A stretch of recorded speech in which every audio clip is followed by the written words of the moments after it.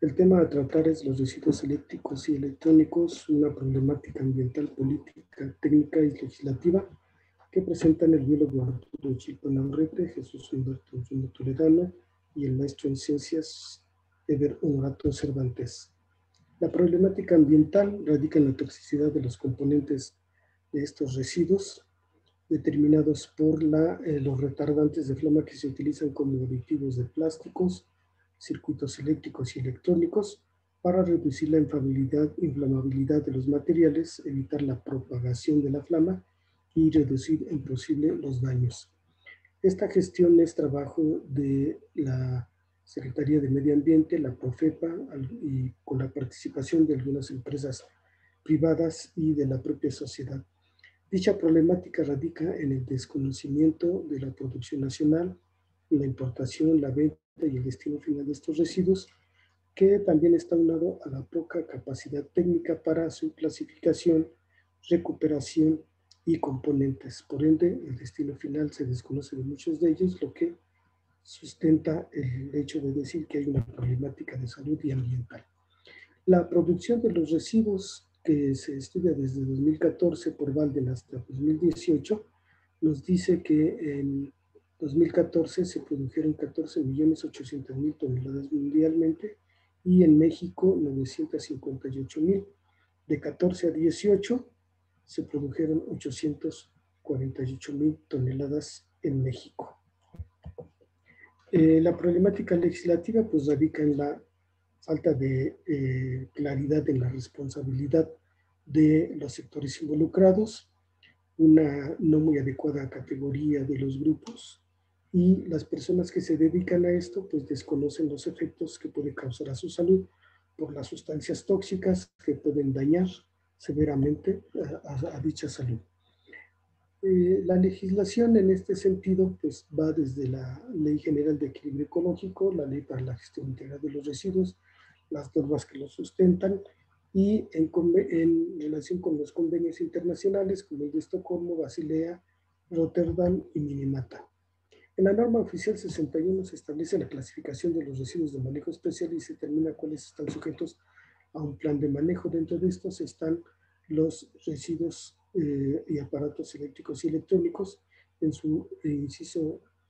8 tenemos 3 categorías que se describen aquí, que están en concordancia con las características intrínsecas de su origen. Para los métodos utilizados para la recuperación son los siguientes: baños de ácido, calentamiento en bloque de carbón, el calentamiento de plástico para recuperación de algunas piezas,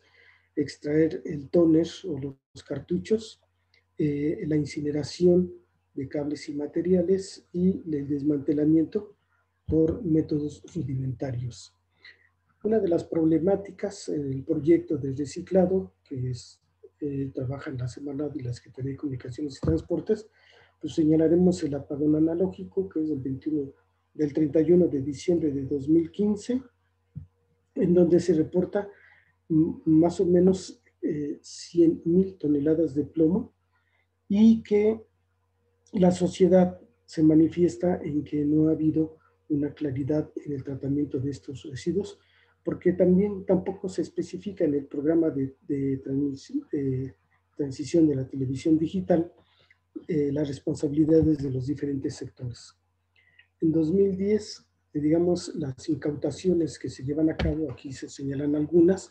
de 2010 a 2015, la Semarnat y la Profepa verificaron 598 movimientos transfronterizos con un equivalente de 3.028 toneladas en 17 cargamentos.